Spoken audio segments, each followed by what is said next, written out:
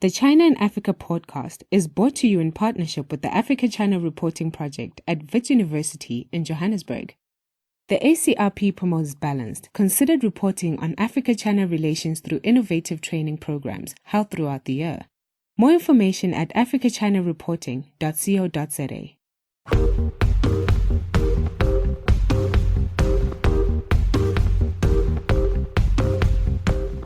Hello and welcome to another edition of the China in Africa podcast. I'm Eric Olander, and as always, I'm joined by Cobus van Staden, a senior China-Africa researcher at the South African Institute of International Affairs in Johannesburg, South Africa. A very good afternoon to you, Cobus. Good afternoon. Cobus, we're going to end our three-part post-FOCAC series today in talking about the Chinese perspective. Now, if you recall, over the past 2 weeks, we've had Luke Patey on, who gave us a more international view. Last week, we had a really lively discussion with Kenyan economist Nsetse Ware on the Kenyan view of what came out of FOCAC. And today we're going to go to China. And what's interesting about all three of the different perspectives, over the past 3 weeks, the reactions that have emerged from FOCAC, reactions to the $60 billion financial assistance package, has been that it's been, for the most part, universally negative. Aside from the official state media coming out of certain African governments and the official state media coming out of China and elites on both sides, they're happy. But nobody else seems happy with what's come out of FOCAC. And I find that to be very, very interesting, in part because in previous FOCACs and in previous years, when China was announcing that it had a $20 billion and then a $60 billion financial assistance package, that was always greeted with jubilation, like, oh my gosh, look at what China's doing to help develop Africa. This time, not at all. And, you know, what it's also spread, and this is where I'd like to get your feedback, is this fear in Africa, legitimate, I might add, that the $60 billion of money that is coming down the pike for the next 3 years is just going to make Africa's indebtedness situation far more severe and far more chronic. And over the past 2 weeks, we've seen now a spread of these rumors, and they do seem to be rumors. It started in Zambia, where there was a rumor that China was going to take over the state-run electric company because Zambia was going to default on its debt to China. Then this week, it moved to Ghana, where the rumors spread that China was going to take over the country's DTT spectrum, so that's digital broadcasting spectrum. That was going to be handed over to StarTimes. That, too, was rebutted and refuted by the Ministry of Commerce. But all of this is anchored in this fear that the debt levels in Africa are now unsustainably high, in part because of the loan activity coming from China and all this money coming out of FOCAC. So nervousness, anxiety, and I got to be honest with you, Cobus, I called you FOCAC. I got to be honest with you. That's on my mind. I was not expecting this level of anxiety. I was expecting more excitement in some sense in terms of the ability to continue to build the infrastructure. But at the same time, I do understand where people are coming from in terms of this. And it does boil down to, in one sense, that the Chinese are not explaining themselves and what their agenda is, if in fact they are as benevolent as they say they are, which we still, for the most part, don't really know. Yeah, I mean, that I think is definitely one big problem. I think that there's a breakdown in communication about what this financing will mean, how it breaks down, what it's going to be used for. And that comes from the Chinese government, but it's not being helped by African governments, who I think should also be better at explaining the kind of deals that they made to their populations. And I think that is the bigger problem, that there's also a breakdown in trust between African populations and African leaders. So African leader can make a deal and then announce the deal with great jubilation and then not be believed, because there is this ingrained idea that leaders are in it only for themselves and that they will make some kind of deal and then leave Africa with bad debt afterwards. So I think it's a testament of where we are worldwide in terms of a kind of a lack of trust and general economic anxiety, but also I think it points to some problems within African politics as well. It's interesting, Cobus, that you bring up that point, because in the Zambian case, critics are saying that's exactly what the problem is, that President Edgar Lungu is not transparent enough in the country's debts. Now, right now, Zambian's public debt stands at about $10.6 billion. But apparently there are suspicions that, in fact, it's grown in recent months and the government is actually hiding the true amount. And people are referring to what happened in Mozambique back in 2016 when they were forced to admit that they, in fact, had $2 billion of secret debt. So this lack of transparency on the African side is only made worse by some of the lack of transparency on the Chinese side. And again, as you pointed out, in these days that we live in where people do not trust establishment, governments, news, rumors, and social media kind of make for a very, very toxic environment. Now, what's so very interesting about this is that the critics in Africa of the FOCAC loans may be surprised to learn that they will find a lot of allies in their criticism in China. Because at the end of the day, here in China, the loans are not also very popular either. In fact, during FOCAC, the government had to start controlling some of the discussion on social media, as it's wont to do when the topics veer from the official line. And people here were not pleased at all. There's this sense now that China is not in a position to be loaning out tens of billions of dollars or even granting aid. And one of the things that's so interesting is that the Chinese government does not actually explain to its own people what it's doing very well. So it creates a lot of anxiety here. And there's this sense in this country that there are at least 100 million people who are in dire chronic poverty. And this has been a priority for Xi Jinping to address. And it is something that is very, very well known. Most Chinese people, even well-to-do Chinese people, still do not think of their country as a developed country, even though when you come to the East Coast in cities like Shanghai, where I'm at, it's more advanced than many Southern European countries. But for the most part, people still think of China as a developing country. So the idea that China is spending tens of billions of dollars in places like Africa does not go down well with a large segment of the population. So this is why we wanted to get a perspective from Beijing and from China to better understand at least some of the thinking. This is a country that is far too large to have any one person consolidate the thinking, just like Africa is too large to have any one person represent a billion people. But we want to get a snapshot of at least what one perspective is. And so we're thrilled to have back on the program Kai Xue, who, for those of you who've listened to our program over the years, he's been a guest a couple of times on the show. Kai Xue is an attorney based in Beijing. He's written on China's outbound investments in places like Africa and India and many other parts of the world. He's had columns published in The Guardian, on The Diplomat, and most recently on CGTN, China's state-run TV news broadcaster. So Kai Xue, a very good evening to you. Thank you so much for staying up late to join us. Good evening, guys. Thank you for having me on again. It's wonderful to have you on, and it's going to be very interesting to get your take on this because I think it's fair to say that over the years, you are a critic of China's engagement in Africa on financial terms. You and I have had a number of discussions on LinkedIn about this, where you don't think that China should be spending the money that it's spending in Africa, in part because it doesn't get the return on investment that it does in other parts of the world. And so I'd like to get your take in terms of how you understand the moment that we're in, the reaction that has come down both in China and in other parts of the world to the FOCAC announcement of $60 billion and the rest of China's plan for Africa. Well, I guess the first question to approach all of this is to try to digest what has happened in the last FOCAC and what the new cycle will mean in terms of the direction of engagement compared to previous cycles. And you've already started with that question before on another show of whether China-Africa has peaked. And to give my take on that, it's a multifaceted answer. And I think there are going to be some points that I can make that certainly show that China-Africa has peaked. And then I can even contradict myself by making other points. And well, if we were just to look at the tangible commitments that have been made for this cycle, the headline number is $60 billion in commitments. But when I analyze that, when I do my own analysis of it, I prefer to look at actual commitments that will be used in this cycle.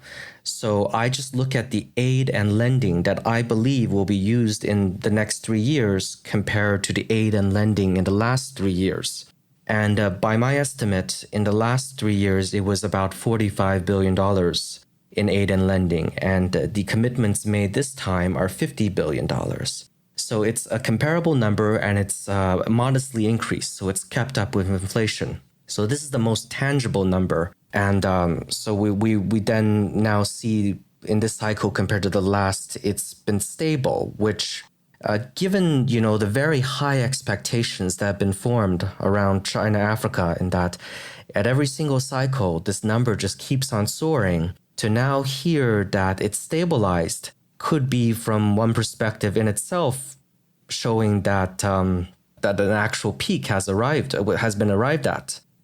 So that's the most central, tangible factor to look at. And there are other ways to examine it, which is that outside of economic engagement, there's now new fronts, like with the Djibouti military base. That's another facet of the relationship that didn't exist before. And there's also, from the African perspective, you mentioned there's dissatisfaction on the African side, but I see it a bit differently. I remember in the last FOCAC in 2015, and in the lead up to that, even in the year before, there was quite a bit of some backlash I had heard, and also by the Western media and also by African intellectuals. You might remember back in 2014, Howard French wrote a New York Times op-ed piece where he said that there are going to be from now on, new hard questions asked about the relationship. So I believe there already was the same variety of criticism that you hear now. It was already being asked even 4 years ago. And I'm not sure, that level of criticism has intensified even, despite the fact that in the Western media and in the line that's been promoted by Washington of the debt trap has just grown so much louder. The chatter is just so much more voluminous now. But I'm not sure, African leaders or intellectuals have been affected by this. And so I'm just trying to assess the African perspective now of China-Africa, and I'm not sure the mood has soured actually more than it has before.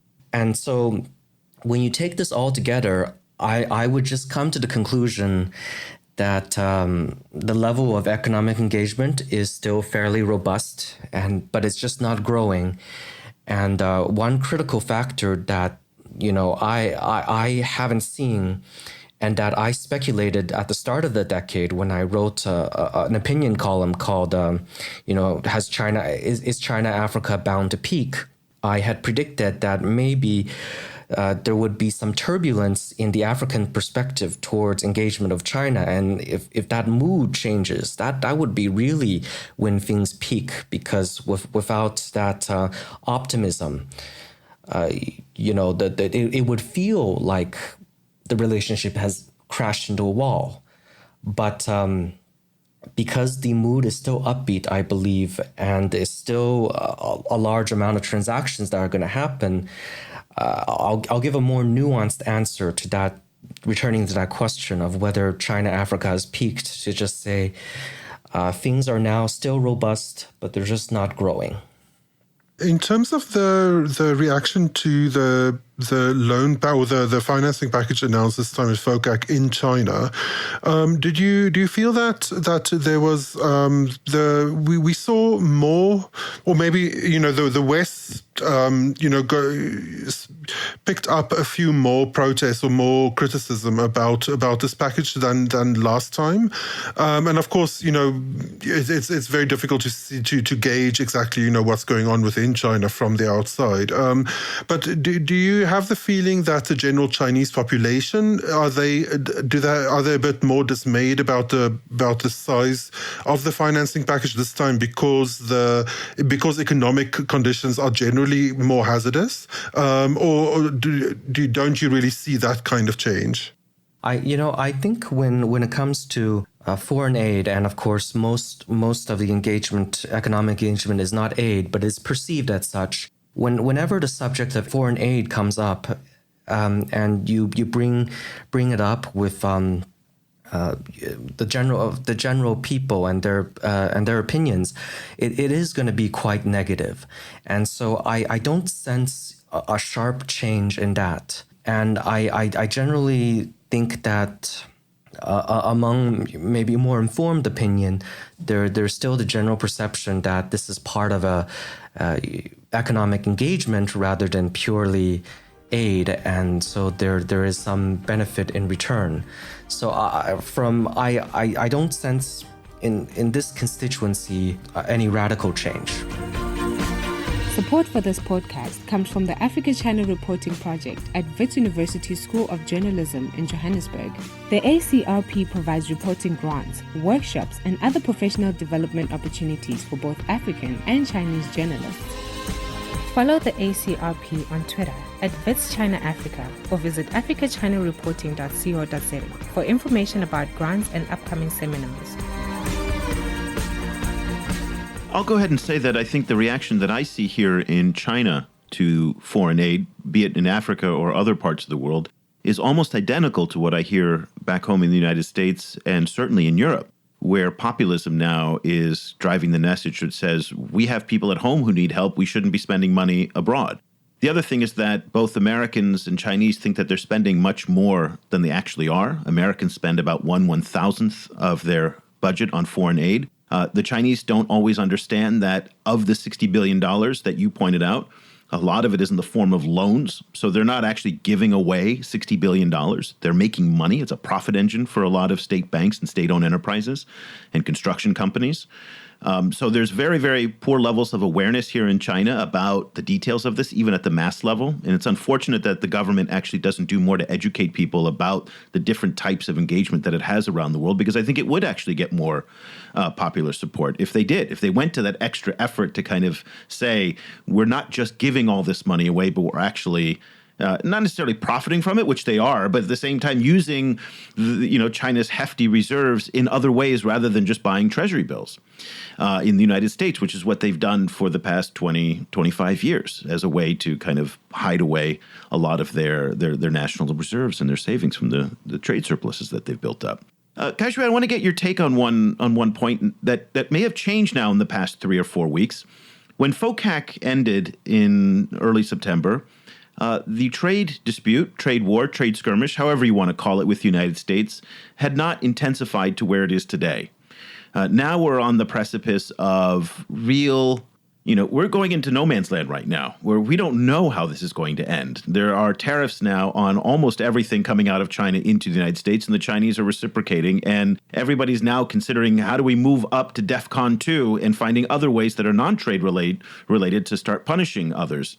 I guess in some ways this now forces Xi Jinping to start looking at other ways to make up for the loss in the relationship that he's having with the United States, and potentially looking to places like Africa and South Asia and other parts of the developing world to make up for the $500 billion in trade. Does this change the equation in your view of what Africa means to Xi Jinping and to the Chinese government, given the fact that they are now encountering so many headwinds with the United States?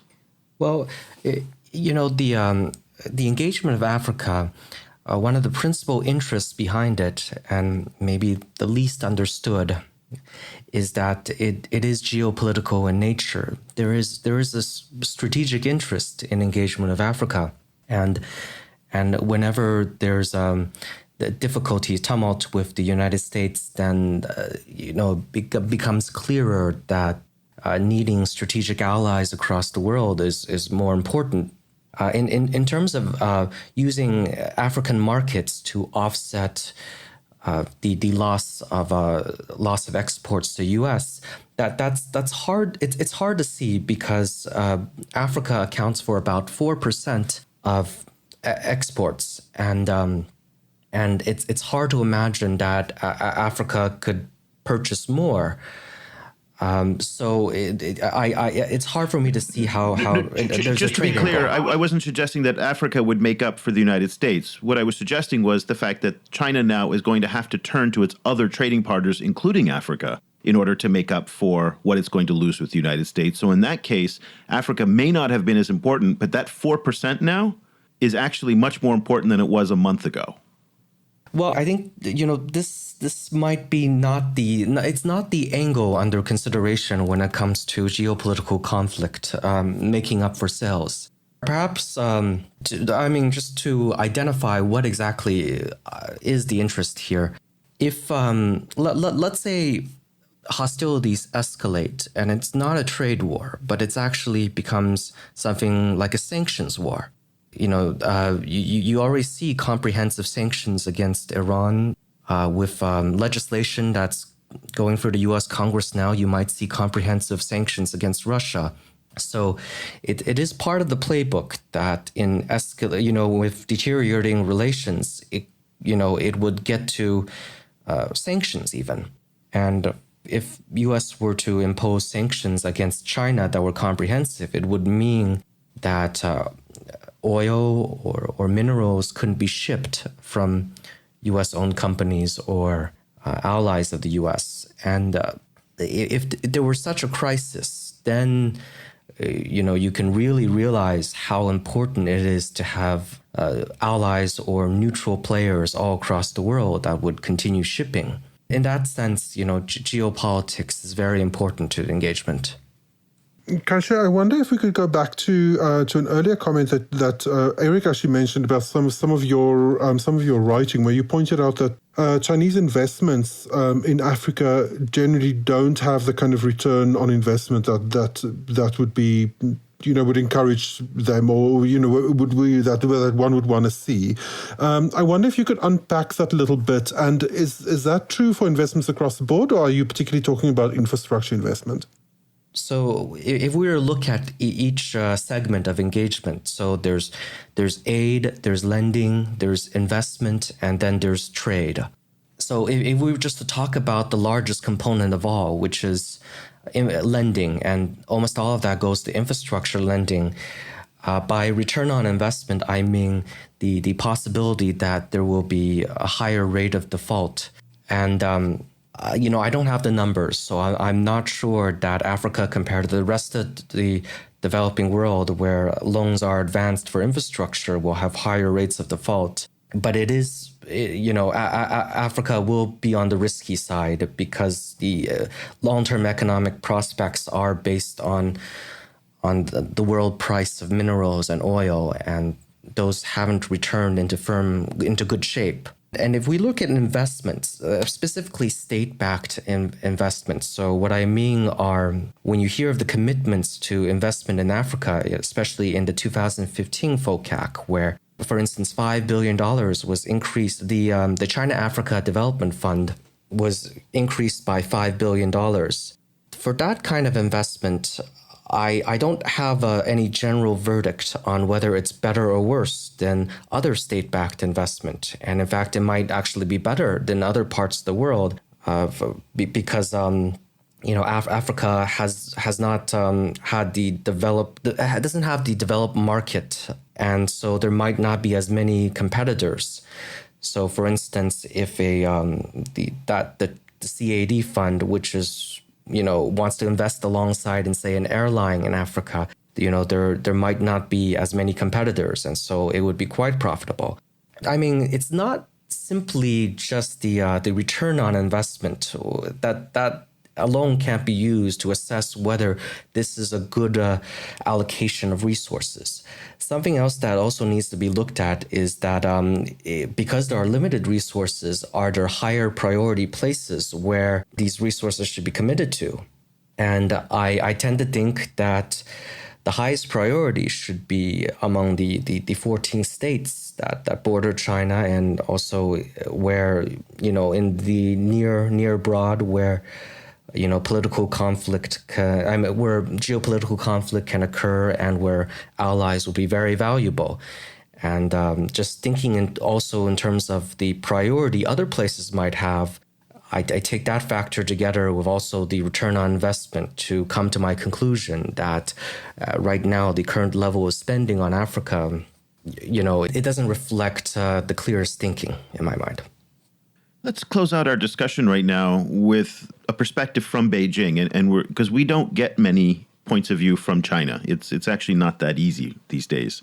And so you're there, you're watching the global scene. These are very strange times that we're in right now, both with the Americans, the Chinese, with global politics, the African reactions, the current situation with debt and the legitimate concerns about debt in Africa. So when you're looking out, what do you think that people need to know about China at this moment that they may not understand, that you have an insight from being in Beijing and working inside the system there. What do you think people are misreading and need to know most about where we are today in China?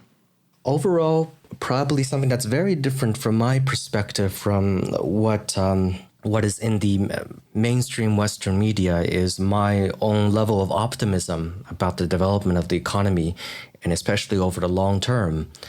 So although, there's much talk about a slowdown or maybe even a banking implosion that's across the corner, just right around the corner, I don't deny that an event like that wouldn't be a possibility. But my perspective and my base assumption is that over the next 15 to 20 years, what is going to happen is a conversion from the transformation right now from a middle income country to an entry-level first world country. And so there's going to be very sweeping changes on the world stage because of that transformation. Maybe the economy will grow by 6 times in 20 plus years. I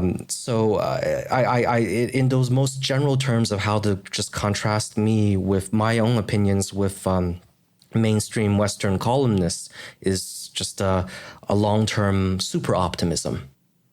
Super optimism. Cobus, we do not end our shows very often on such an optimistic note. And I honestly did not expect that today was going to be the day of all days and topics that we were going to end on an optimistic note. But Kai-Xue, you have done it. So thank you so much for making me feel better about the world. Odd that that's how it came from. But guys, if you want to follow Kai-Xue, he is very, very active on LinkedIn, getting into tussles with none other than Ian Bremmer on a regular basis. I think Ian Bremmer must be number one on your hit list. But if you follow Ian Bremmer's LinkedIn page, you'll see Kai-Xue piping in quite regularly. You can also find his latest article his latest column that he wrote. It's on CGTN, which again is the state-run broadcaster in China. Mutual benefit, Chinese construction contractors and African farmers.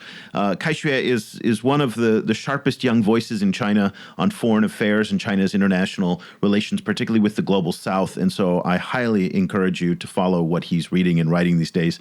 Kai-Xue, once again, thank you so much for staying up late to join us. We really appreciate it, and we're looking forward to speaking with you again very soon. I always enjoy our discussions. Cobus, the biggest takeaway for me from what Kai-Xue said, other than the fact that he's super optimistic, which actually, let me go on that point very quickly. And I think this is very, very revealing. He said he was super optimistic about the economy in the next 15 to 20 years. And that reveals, I think, some of the differences in how people here in China think and the rest of the world, where they're thinking in terms of decades. Whereas we Americans think in terms of quarters. Oftentimes in Africa, it's very immediate, what's here today. And long-term thinking is difficult for both Africans, Americans, and to some extent even Europeans. So to hear him say 15 to 20 years, that was insightful.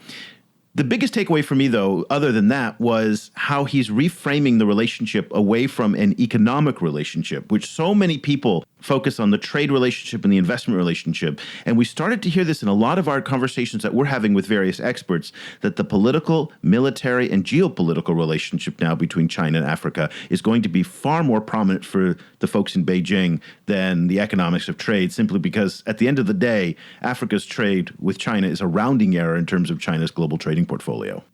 Yes, of course, trade with Africa has a lot of growth potential, because it really is, it's about 1 billion people in total, and it is a largely untapped market. But at the same time, there's a lot of work that needs to be done before that market can be effectively tapped. But in relation to the political relationship, I think it's really important that shift is very important. And I think we need to, the two of us, and then also, the China-Africa world in more generally, need to do a bit more kind of hard-nosed discussion about what that political relationship actually constitutes. Because frequently when you start talking about what China is getting in terms of political support, people immediately jump to UN votes, and I mean that is a sizable issue. But I think it would be interesting to start unpacking what the China-Africa political relationship looks like in the context of the wider global South, and what politically China is getting from Africa that it's not getting from, say, South America, and then also what it's getting from Africa politically, but what it's not getting from its direct neighbors like the ASEAN bloc or Central Asia. So it'll be interesting to kind of to make those distinctions and to see what is specific to the China-Africa relationship politically. Now, let me just confuse things a little bit, because the lines between economics, investment, and politics oftentimes merge, particularly with the Chinese. But let's talk about 5G. So this idea of what do they get? There is a global battle now between the United States and China to establish the next standard for mobile communications, otherwise known as 5G. We're at 4G right now. In many countries, they're still at 3G. But the next generation of mobile communications will be about 5G. Massive amounts of bandwidth. This will enable the Internet of Things. This is where devices can talk to each other much faster. The data processing of the cell towers will be incredibly fast, so it can do things that we never were able to do. And the war between the United States and China over standards, that is the same thing that we had in other periods of hegemony. So whether it's the plugs, the electric plugs that go into the British standard or the American standard, whether it is the type of sails that the British fleet used during their empire, whether it was the currency, the language, standards are a battlefield. And because whoever can establish the standard for 5G will win the right for hundreds and hundreds of billions of dollars. So most recently, the United States, Australia, and India have banned companies like Huawei now from engaging their 5G standards in their markets out of security concerns. So I can see, for example, Africa being one of the areas where Chinese telcos, ZTE, Huawei, will be able to make inroads. And that will have both economic benefits for China, but also geopolitical benefits as well, as it will try to control the next generation of technology standards that the rest of the world will have to then abide by. So that's one of those areas that makes it very, very confusing to understand where the geopolitics begin and the economics end. Yeah, that's a fantastic point. And we definitely need to focus on that issue specifically and unpack it in more detail. And of course, with it comes the other issue of the minerals that underlie all of these technologies and the fact that Africa has so many of them in large deposits compared to the rest of the world. So and it's another field where politics and trade overlap. And it's interesting you bring that up, because in the context of the U.S.-China trade dispute, one area that I think is going to come down to is rare earths, which China controls about 80 to 85% of the world's rare earths, but also now the minerals like tantalum and coltan that go into electric cars. And China's been buying up mines for decades now, or at least a decade, in the Democratic Republic of Congo, and is now probably the major player in those minerals. And will it use its market power now to choke off the United States from those minerals and its EV industry? That's going to be very, very interesting to watch, that it has these leverage in these strategic minerals.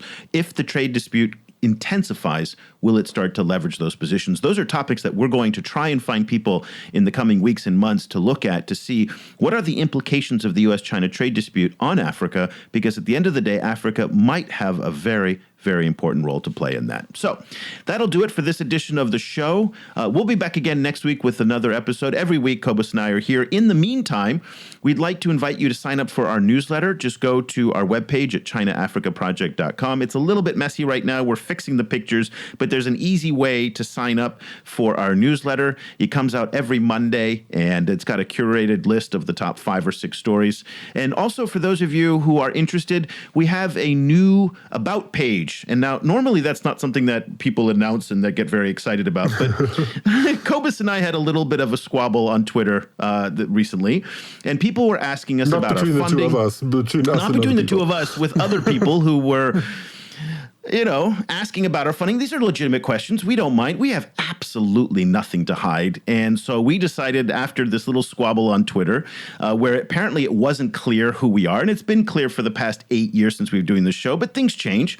And so we've updated our About page with who we are, where we work, what we do, where our money comes from, who our partners are, anything you want to know. And we really just want to put out there, we're 100% transparent in everything that we do. So if our About page at ChinaAfricaProject.com/about does not answer your questions, you can email me directly at eric@ChinaAfricaProject.com.